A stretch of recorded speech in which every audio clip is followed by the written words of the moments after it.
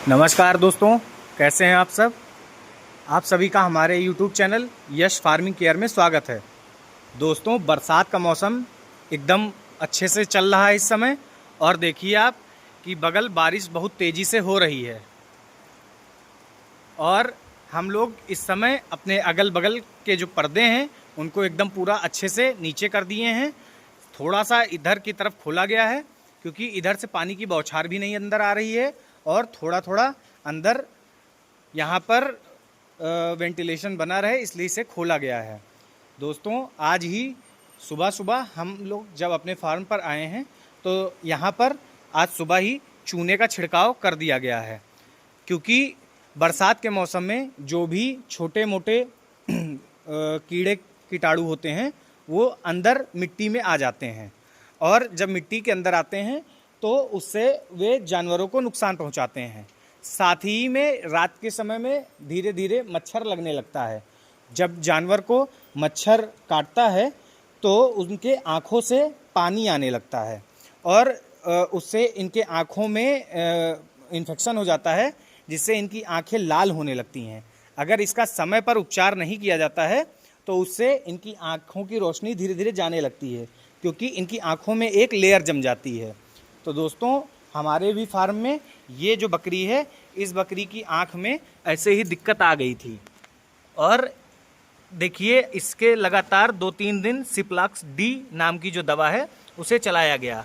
अब ये बकरी इस समय ठीक है, लेकिन जब भी आप इसके आँख में सिप्लॉक्स डी दवा का छिड़काव करें तो आप ये ध्यान रखें कि 2 बूंद से ज़्यादा न डालें। और साथ ही में सिप्लॉक्स डी को जब भी करें तो सुबह शाम करके 3 दिन लगातार करें, तो इससे इनकी आँख एकदम धीरे धीरे सही होने लगेगी। जैसे ही आप 2 डोज डालेंगे, इनकी आँखों में फिर से वही पुरानी तरीके से ताजगी दिखने लगती है। तो इस तरीके से फार्म में हमें ये ध्यान ज़रूर देना है। दोस्तों, बरसात का समय चल रहा है, इसलिए जो है फार्म को मैनेजमेंट में रखना बड़ा मुश्किल हो जाता है। हालांकि हमारा भूसा स्टोर है और यहाँ पर किसी भी तरीके से पानी नहीं आ रहा है। ये हमारे लिए एक बहुत अच्छा चीज़ है कि हमारे पास पर्याप्त अनाज है।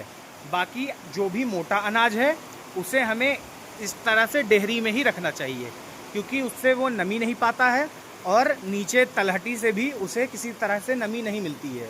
तो वो जो मोटा अनाज है वो ख़राब नहीं होता है, क्योंकि इसमें फंगस टाइप का अनाज में जब लग जाता है तो उससे काफ़ी नुकसान होता है। दोस्तों, जब भी आप चूना ख़रीदें तो एक ऐसे ही बोरी आती है जो कि लगभग 400-425 की मिल जाती है। ये बोरी हमेशा फार्म में रखें और हर 8-10 दिन पे ऐसे छिड़काव करें कि हल्का हल्का दीवारों के बगल भी ये लग जाए। जब ये दीवारों से होते हुए पूरा मिट्टी भर में लग जाता है तो फिर इससे काफ़ी हद तक जो है इसमें अंदर के वायरस, बैक्टीरिया और जो मच्छर मक्खी होते हैं वो हट जाते हैं। काफ़ी हद तक इससे हमें हमारे फार्म में जो बकरियां हैं उन्हें भी राहत मिलती है। दोस्तों, इस समय हमारे फार्म पे दाने का मैनेजमेंट इस तरीके से किया जाता है कि सुबह लगभग 7 बजे इन्हें ये गेहूं के भूसे में चोकर मिला दिया जाता है। जो गेहूं का छिलका होता है उसे मिलाकर और सानी बना दिया जा रहा है, जिसे हम लोग लगभग 10 बजे तक 2 बार करके खिलाते हैं। एक बार दे दिया जाता है, जब वो पूरा ख़त्म हो जाता है तो दूसरी बार दे दिया जाता है। फिर 10 बजे से 12 बजे तक इन्हें पानी पिलाने के लिए रखा जाता है और ये जुगाली कर लें। फिर इसके बाद जब 12 बजता है तब हमारे फार्म के बाहर जो पिछली वीडियोज़ में आपने देखा कि हरा चारा है, वो हरा चारा इस मशीन से काट लिया जाता है। इस मशीन में मोटर लगी हुई है और जैसे ही इसे बिजली से कनेक्ट किया जाता है, ये अपने आप 5 मिनट के अंदर पूरा हरा चारा काट लेता है। ये हरा चारा है जिसमें हल्का सा भूसा इसलिए मिला दिया जाता है कि ये इकट्ठा तेज़ी से ना खाएं, हल्का हल्का करके ये आधे घंटे में हरा चारा आराम से खाएं। तो इस तरीके से ये 4 बजे तक हरा चारा खाते हैं। उसके बाद 4 से 6 जो इस समय हम लोग पर्दा ढके हुए हैं, इसके बाहर जो जगह है वहाँ खुले में इन्हें छोड़ दिया जाता है, जिससे ये चराई कर सकें। फिर उसके बाद जब 6 बजता है तो हम लोग मोटे अनाज के रूप में इस समय जैसे जौ मिल जाए तो बहुत बेहतर है, लेकिन अगर जौ या गेहूं नहीं खिला रहे हैं तो हमने एक बहुत अच्छा ये इसका ऑप्शन ढूंढ रखा है। ये देखिए, ये मटर का छिलका होता है। इसमें काफ़ी मात्रा में फाइबर होता है, आसानी से पच भी जाता है और ये मतलब गर्मी में ज़्यादा गर्म नहीं करता है। साथ ही में जब मौसम बहुत ज़्यादा गर्म नहीं रहता है तब ये उड़द की चूनी इसे दे दिया जाता है। इसमें देखिए आप उड़द के छोटे छोटे टुकड़े भी हैं और ये एकदम दाल की तरह है। तो ये दोनों चीज़ को आपस में मिलाकर और लगभग 6 बजे के करीब इन्हें दे दिया जाता है, जिसकी मात्रा लगभग जो ये बड़े जानवर हैं इनकी 400 ग्राम इस समय है, क्योंकि इसमें ये 3 बच्चे भी दी थी तो इसलिए इन तीनों को 400 ग्राम दिया जाता है। साथ ही में इधर जो बरबरी की प्रेग्नेंट बकरियां हैं इनको लगभग 300 ग्राम दिया जाता है। लेकिन ये जो मेरा ब्रीडर है इसको लगभग हम लोग सुबह से शाम तक मिला के आधा किलो दे देते हैं। ब्रीडर मेरा काफ़ी तंदुरुस्त है। कल ही हमने इसका E1 नाम से इसका नाम रख दिया है और बाकी बकरियों का भी हमने मार्किंग कर दिया है।